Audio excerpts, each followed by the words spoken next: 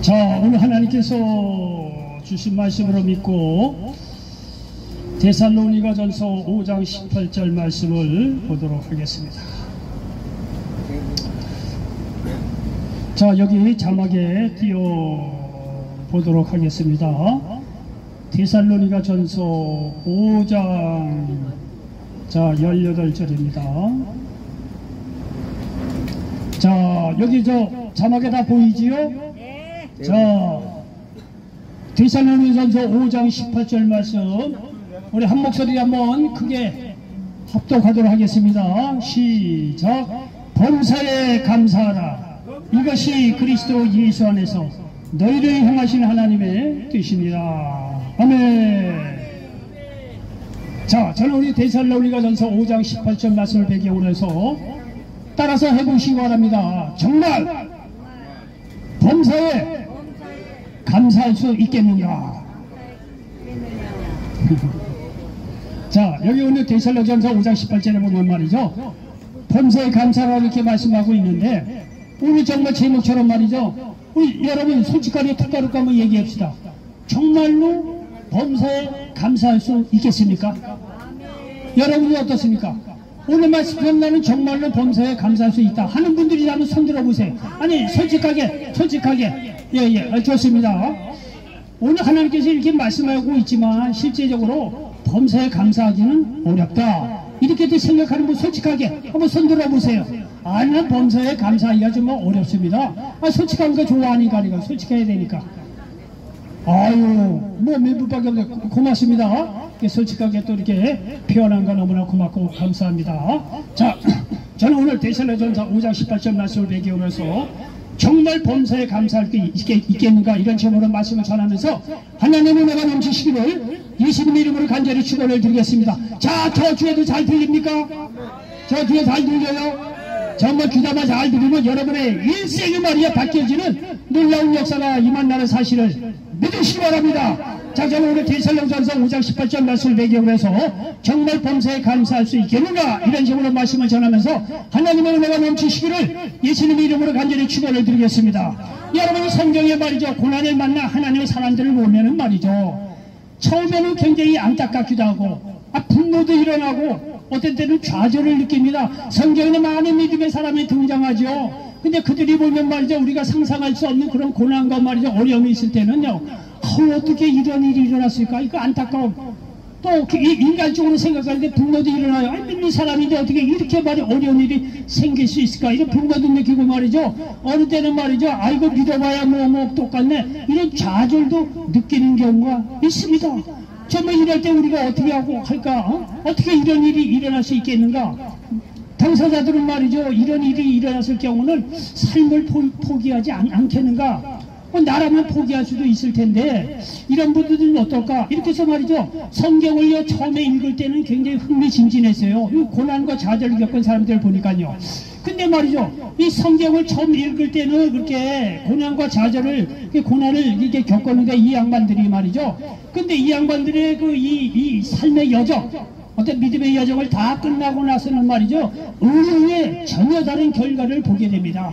그들이 말이죠, 고난을 많이 당할수록 오히려 그 결과를 보면 말이죠, 하나님의 큰 축복과 하나님께 크게 쓰임받는 것을 이렇게 볼 수가 있다는 것입니다. 그래서 여러분, 초창기에는 이 사람의 고난을 볼 때는요, 좌절도 생기고 안타까운 분노도 생기지만 이 사람의 믿음의 여정을 다 결과를 보고 나니까, 아하, 이 사람들의 예를 통해서 우리가 느낄 수 있는 것은, 야, 우리가 범사에 그래도 감사할 수 있겠구나. 고난 중에서도 충분히 감사할 수 있는 하나님의 섭리가 있구나, 이런 생각이 든다는 것입니다. 여러분요, 성경에는 그런 사람들이 많이 있는데, 여러분 대표적인 경우가 요셉의 일상을 한번 보라 이게. 요셉은 아버지에게 특별히 사랑을 받던 인물이었습니다. 근데 형들의 시기로 애굽의 노예로 팔려갑니다. 애굽의 노예로 팔려갔으니 그의 일생은 말이죠, 말로 다 할 수가 없을 것입니다. 여러분, 요셉의 이런 일생을 기록한 초창기 읽어보면 말이죠, 성질 급한 사람은요 성경 뒤집어고 던져버려요. 아이, 뭐 요셉 뭐 믿음의 사람이고 축복의 사람이고 하는데, 아, 요셉이 이렇게 애굽의 노예로 팔려간 거 어딨어 말이죠. 그리고 던져버린 사람도 있을 거예요. 그런데 말이죠, 끝까지 성경은 봐야 돼요. 근데 이 요셉이 말이죠, 이렇게 형들의 식으로 애굽의 노예로 팔려갔는데 그 인생을 다 끝나고 나서 창세기 50장 정도 보면요, 놀라운 역사가 일어납니다. 물론 저희 창세기가 45장인가 이후에 이렇게 보면은, 여러분요, 이 고난을 당한 이런 그 요셉의 모습이 아니라 고난을 잘 극복을 해서 결국 애굽의 총리가 돼서 말이죠, 굶주림에 빠진 수많은 영혼을 살릴 뿐만 아니라 자기들이 그렇게 미워했던 형들뿐만 아니라 가족들을 다 애굽으로 초청을 해서 그 후손까지도 먹이고 입히신 것을 볼 수가 있습니다. 그리고 이 요셉은 말이죠, 이 모든 고난을 수많은 사람을 살리고자 하는 하나님의 섭리로 이해를 했습니다. 이것을 보면 말이죠, 요셉의 일생을 보면 범사에 충분히 감사할 수 있다는 생각이 듭니다. 창세기 50장 20절에 보면 당신들은 나를 헤아려 하였으나 하나님은 그것을 선으로 바꾸사 오늘과 같이 많은 백성의 생명을 구원하게 하시려 하셨나니 말씀하고 있습니다. 여러분, 요셉의 일장을 보면 말이죠, 초창기의 고난을 보면 말이죠, 불평하고 좌절할 수도 있을 법한데 끝나고 나면 놀라운 결과를 봤을 때 여러분요, 요셉에 대해서 우리가 몰랐을 때는 그런 얘기 할 수도 없지만은 요셉의 일장을 다 보고 나서는 고난 중에서도 감사할 수 있겠구나. 예? 고난 중에서도 범사에 하나님께 감사할 수 있겠구나. 오히려 감사하지 않고 불평하면 자기가 손해구나. 왜? 합력해서 선을 이시는 요셉의 일생에 그 하나님의 섭리를 우리가 보게 되는데 고난 중에 불평한다는 것은 어리석은 일이 아니겠는가, 이런 생각을 할 수도 있다는 것입니다. 여러분, 대부분의 사람들은요, 생각하기를 뭐냐면 이 고난이 끝나서 잘 되면 감사할 수 있지 라고 생각한다는 것입니다. 그런데 요셉의 일생을 보면 고난당하는 순간에도 감사할 수 있겠구나 생각이 들 수 있다는 거예요. 하나님께서 택하신 사람들에게는요, 모든 것이 합력해서 선을 이루어 주신다는 사실을 믿으시기 바랍니다. 로마서 8장 28절에 보니까 우리가 알거니와 하나님을 사랑하는 자 곧 그의 뜻대로 부르심을 입은 자들에게는 모든 것이 합력하여 선을 이루느니라 말씀하고 있습니다. 여기 창세기 50장 20절에도 다시 한번 봉독해 드리면은요, 당신들을 나를 헤아려 하였으나 하나님은 그것을 뭘로 바꾸사? 악으로 바꾸사? 아니죠. 하나님은 그것을 선으로 바꾸사 오늘같이 많은 백성의 생명을 구원하게 하시려 하셨나니 이렇게 말씀하고 있습니다. 하나님께서 살아계셔 택하신 모든 사람들에게는요, 어떤 고난도 합력해서 선을 이루어 주신다는 사실을 믿으시기를 바랍니다. 여러분요, 구약에 등장하는 인물들은요, 보통 대표성을 갖고 있습니다. 믿는 자의 모델이 된다는 거예요. 예를 들어서 말이죠, 아브라함은요, 믿음의 조상이 되는, 믿음에 의롭게 되는 어떤 모델 조상이 됩니다. 이삭은요, 순종의 모델이에요. 아브라함에게 아들 이삭을 번제로 드리라고 하나님 말씀하셨을 때 아브라함도 순종하지만은요, 그 아들 이삭도 저항 없이 순종합니다. 이후로 이삭의 이 일생을 보면 말이죠, 삶이 비교적 큰 어려움 없이 선탄하게 이루어지는 것을 볼 수가 있습니다. 이삭은 이와 같이 순종의 모델이에요. 야곱은요, 영적 축복을 받는 사람의 어떤 모델을 우리에게 가르쳐주고 있어요. 야곱은 영적 축복에 대한 열심히 그의 삶을 인도합니다. 인간적인 약점이 있지만 하나님은 말이죠, 그를 들어 그의 12아들을 통해 이스라엘을 건국하게 합니다. 영적 축복을 사모하는 야곱을 통해서 그렇게 말이죠, 이스라엘의 나라가 그의 아들 12아들을 통해서 이렇게 세워지는 것을 볼 수가 있습니다. 그렇다고 한다면 말이죠, 오늘 말씀드린 이 요셉은요, 범사에 감사해야 할 모델이란 사실을 믿으시기 바랍니다.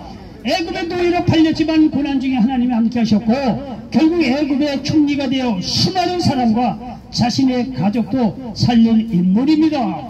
그러므로 요셉의 일생을 통해서 범사에 감사할 수 있다고 하는 영적 교훈을 얻을 수가 있다는 것입니다. 하나님은요, 모든 절까지 세시는 그런 분이라는 사실을 믿으시기를 바랍니다. 여기 마태복음 6장 25절에 보니까, 누가복음 12장 7절에 보니까 너희에겐 심지어 머리털까지도 다 세신 바 되었나니 두려워하지 말라 이렇게 말씀하고 있습니다. 이 얘기는 우리가 행복하고 모든 것이 잘 될 때뿐만이 아니라 어려울 때도 우리의 머리털까지 세시는, 그래서 우리를 도와주시고 범사에 함께 하신다는 분이라는 사실을 믿으시기를 바랍니다. 여러분요, 그러므로 우리는 범사에 말이죠, 감사할 수가 있는 거예요. 욥이라는 인물도 사람으로서는 감당할 수 없는 시련을 겪었습니다. 한날에 자녀들이 다 날아가지, 그리고 재산도요 한날에 다 날아갑니다. 이런 경우라고 한다면요 어느 누구도 하나님을 배반하고 떠날 수 충분한 근거가 됩니다. 그러나 이 욥을 보면 말이죠, 그러나 고난 속에서도 오히려 믿음을 단련하게 되셔 결과적으로는 나중에 그 인생의 말년을 보면 10명의 자녀를 다시 얻습니다. 재산은요 갑절내 축복을 받는 것을 볼 수가 있습니다. 그리고 무엇보다도 고난을 겪기 전보다 고난을 겪고 나서는 하나님에 대한 흔들리지 않는 깊은 믿음을 얻게 됩니다. 여러분도 욥기를 읽어보셨지만은 저도 욥기를 읽어볼 때는 물론 욥이 고난을 당해서 나중에 이렇게 갑절의 축복을 받지만은요 솔직해요. 우리 좀 솔직해질 필요가 있습니다. 욥의 고난 이거는 너무한 겁니다. 이 고난 안 받는 게 낫습니다. 그렇지 않아요? 아무리 욥의 고난 후에 말에 이게 축복을 받고 하더라도 솔직한 예는 욥의 고난이 너무 큰 거를 보면 욥의 고난 안 받는 게 낫습니다. 솔직한 얘기도 여러분들 그렇지 않아요? 저도 욥기 읽을 때마다요 욥의 고난 안 받는 게 낫지. 고난이 있어 고난 후에 말이죠 자녀 연명 먹고 갑자기 축복을 받았다고 하더라도 여러분 그런 고난 안 받는 게 낫습니다. 너무 고난이 커요. 근데 말이죠 문제는 뭐냐면 말이죠 우리의 인생이 고난을 피해갈 수는 없다는 것입니다. 해아래 존재하는 모든 사람은 나름대로 생로병사의 고난을 겪습니다. 그렇다면 이 고난을 겪을 수밖에 없다고 한다면 욥의 경우를 모델로 삼을 필요가 있다는 것입니다.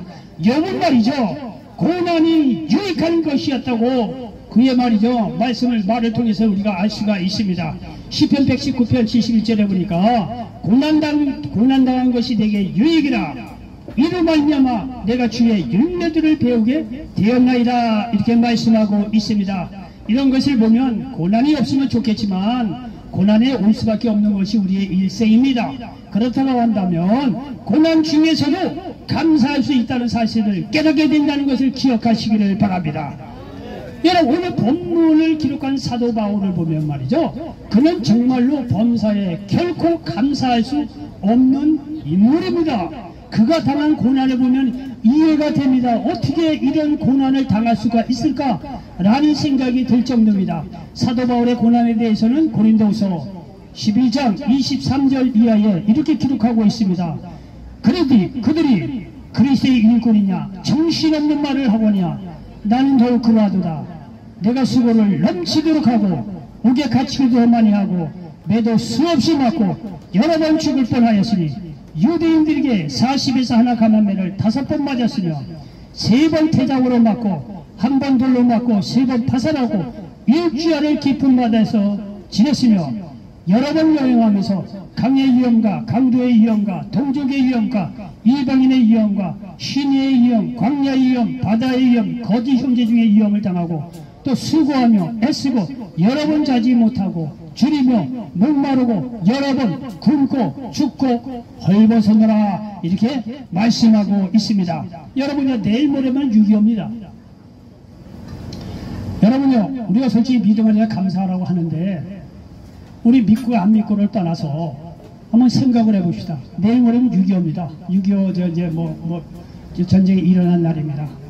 여러분요 우리가 예수 믿고 안 믿고를 떠나서 이 6.25라고 하는 전쟁을 생각할 때마다 올 때마다 생각나는 것이 뭐냐면 우리가 오늘 이렇게 평화롭게 그래도 먹고 자고 예배보고 경제활동을 하고 이렇게 할 수 있었던 것은 뭐냐면 6.25 때 나를 대신해서 목숨을 바쳐서 말이죠 이 땅에서 말이죠 죽어간 수많은 이 국군 말이죠 이 영웅들이 있었다는 사실을 기억하시기 바랍니다. 여러분 여기 보면 6.25에 참전한 분들도 있을 거예요. 요즘 젊은 사람들 더더군다나 그런 생각을 깊이 해야 될 거예요. 이 나라가 이렇게 그래도 잘 살게 되고 말이죠 적어도 먹고 마시는 데는 불편함이 없잖아요. 여러분요 텔레비를 보면 말이죠 중동이나 말이죠 아프리카 이 난민들이 얼마나 많은지 몰라요. 먹고 사는 문제 때문에 얼마나 치열한지 몰라요. 예? 이런 것도 이런 거지만 말이죠 정말 6.25를 이렇게 당한 날을 생각할 때마다 그 1950년 6.25 말이죠 그때 얼마나 많은 젊은 사람들이 아니 고등학생들도 비롯해서 말이야 얼마나 많은 사람들이 내 대신 우리를 대신해서 말이죠 전쟁에서 이름도 없이 목숨을 바쳐 이 나라를 구해서 말이죠. 그게 목숨 걸려 죽은 그 사람 덕에 우리가 이렇게 살 수가 있다는 거예요. 여러분, 그렇다고 한다면 적어도 6.25 때만큼은 전후해서 내가 이 세상에 이렇게 살아갈 수 있는 것도 감사해야 필요가 있지 않겠냐는 거예요. 우리가 오늘날 이렇게 존재할 수 있었던 것도 다 이런 나라와 민족을 위해서 눈물을 흘려서 피 흘려서 세상을 말이죠, 이 우리나라를 구원하기 위해서 생명을 바친 그런 분들의 헌신이 있었다는 사실을 기억하시기 바랍니다. 여러분, 마찬가지입니다. 오늘날 우리가 이렇게 말이죠, 복음을 여기서 듣습니다. 복음은 예루살렘에서 시작된 복음이에요. 근데 말이죠, 거기서 떠나고 수만 마일이 떨어진 이곳에서 복음을 전할 수 있어, 전함을 들었던 것은 뭐냐면, 이 사도 바울이라고 하는 이런 분들의 죽음을 무릅쓰고 말이죠, 복음을 전한 결과라는 사실을 기억하시기 바랍니다. 얼마나 감사합니까? 사도 바울은요, 이런 고난임에도 불구하고 그는 말이죠, 예수 그리스도를 믿음으로 말미암아 구원받고 예수님께서 나 자신을 대신해 십자가에 죽으시고 부활하신 그 예수님의 고난에 감사해서 말이죠, 사도 바울은 죽을 둥 살 둥 이렇게 복음을 전했다는 사실을 믿으시길 바랍니다. 그러니까 이 복음을 전한 결과 오늘날 우리도 말이죠, 이렇게 복음을 듣고 구원받을 수 있다는 사실을 믿으시길 바랍니다. 이렇게 말이죠, 사도 바울은요, 이렇게 고난 속에서도 복음을 전한 결과 정말 그의 말로는 하나님 나라에 크게 쓰임받고 말이죠, 수많은 영혼들이 구원받는 일에 귀하게 말해 쓰임받는 역사가 임했다는 사실을 믿으시기를 바랍니다. 그러기 때문에 이 사도 바울은요, 이런 영적인 길을 알았기 때문에 그는 말이죠, 이런 고난을 겪었지만 오히려 범사에 감사라고 오히려 본문 말씀에서도 데살로니가 전서 말씀에서도 말씀하고 있습니다. 여러분요, 여기요, 이 데살로니가 전서뿐만이 아니라 여기 고린도 후서도 기록한 인물이 다 동일한 사도 바울 같은 분이에요. 고린도 후서에서도 이런 고난이 있었다. 그러나 그럼에도 불구하고 나를 하나님께서 쓰여주시고 말이죠, 나를 말미암아 수많은 사람을 구원받게 하는 일에 쓰임받게 했으니 얼마나 감사하는 거예요. 그래서 여기 데살로니가 전서도 사도 바울이 성령의 감동으로 기록하면서 이런 고난이 있었음에도 불구하고 범사에 감사라, 이것이 그리스도 예수 안에서 너희를 향하신 하나님의 뜻이라고 말씀하고 있다는 사실을 믿으시기를 바랍니다. 사도 바울이 이렇게 말한 데는요, 그럴 만한 이유가 있는 거예요. 고난을 통해서 자신의 한계를 깨닫고 하나님을 더욱 의지하게 되었습니다. 고난을 통해 자신의 죄악을 회개함으로 하나님 나라에 더욱 쓰임받는 깨끗한 그릇이 될 수도 있었고, 고난을 통해 요셉처럼 하나님의 섭리를 깨닫게 될 수도 있었다는 것입니다. 여러분, 자녀들도요, 정말 어렵고 고난을 당한 사람들이 부모님의 은혜를 더욱 깨닫더라고. 보니까 잘 나가는 자식보다요, 고난을 당하고 힘든 자녀들이 부모님의 은혜, 부모님의 고생을 많이 했구나, 이거를 깨닫게 되더라고요. 우리도요, 고난을 당해봐야 하나님께서 나를 향하신 사랑, 나를 향하신 인도하심, 나를 향하신 하나님의 섭리, 그런 것을 깨달아 알 수 있다는 사실을 믿으시기 바랍니다. 그러므로 말미암아 믿는 자에게는 특별히 고난 중에는 버릴 것이 없다는 사실을 믿으시기 바랍니다. 지난날의 아픔도 믿음의 성숙을 위해 다 필요한 사건들입니다. 이러니 범사에 감사할 수 있다는 것입니다. 여러분에게도 마찬가지입니다. 여러분에게도 지금 일어나는 고난도 다 의미가 있습니다. 그러므로 고난 중에도 범사에 감사하시기 바랍니다. 작은 아픔은 작은 대로, 큰 아픔은 큰 대로 의미가 있다는 사실을 믿으시기 바랍니다. 버릴 것이 없습니다. 만약에 여러분요, 이 서울역에는 정말 어려운 사람들이 많이 옵니다. 근데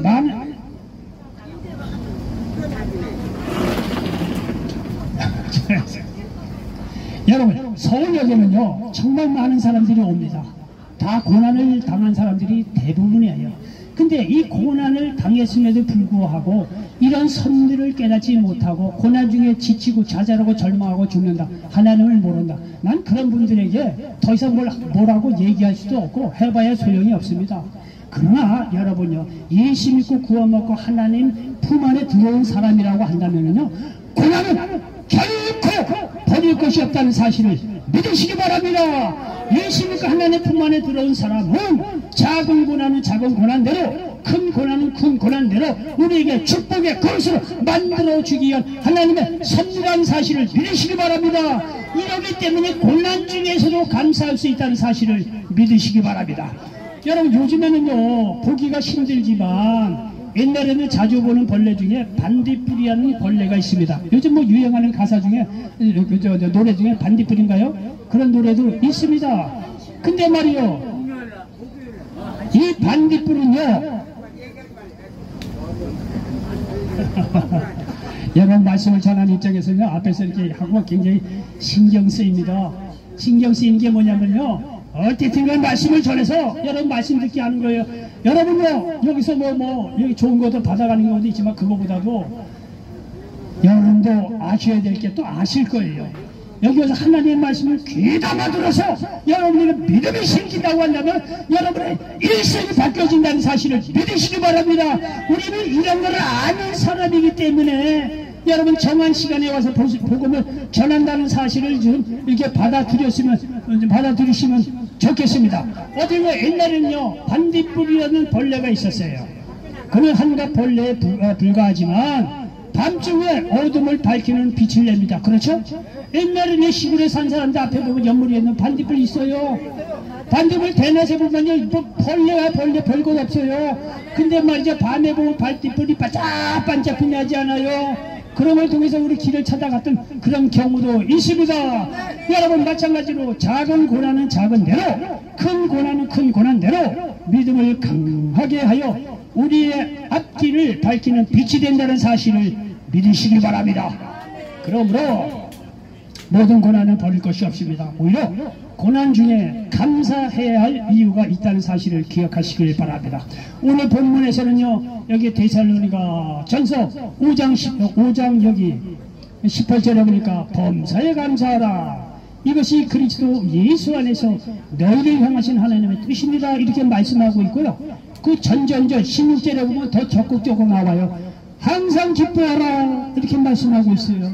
사도 바울이 그렇게 죽음의 위기 고난을 많이 겪었던 사람인데 똑같이 성령의 감동으로 자신이 기록한 데살로니가 후에서 범사에 감사하라, 더 나아가 항상 기뻐하라고 말씀하고 있다는 사실을 믿으시기를 바랍니다. 왜? 고난 중에 하나님께서 지키시고 도와주시고 큰 믿음의 그릇으로 만들어 주셔서 큰 축복으로 함께 하여 주시고 크게 쓰임 받게 해 주신다는 사실을 알았기 때문에 그렇다는 사실을 기억하시기 바랍니다. 결론입니다.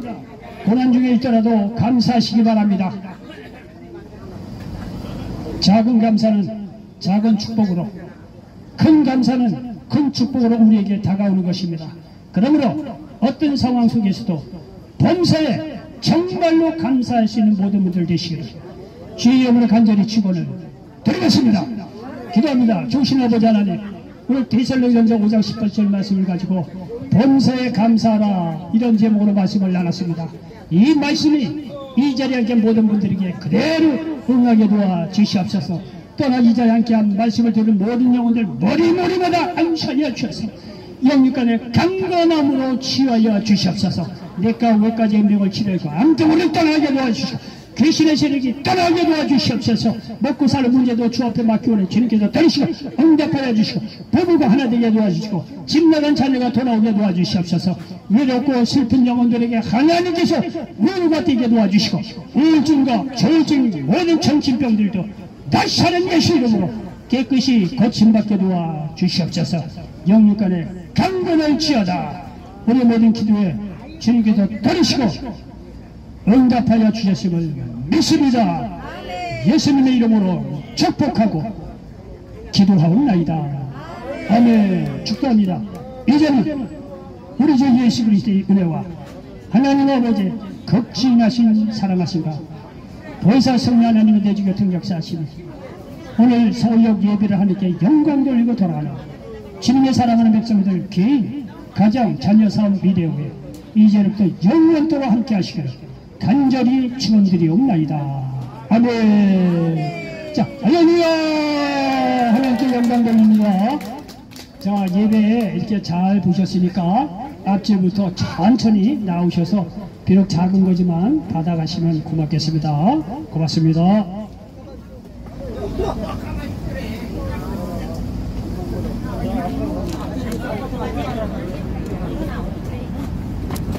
일어나. 누구 들어가 봐요.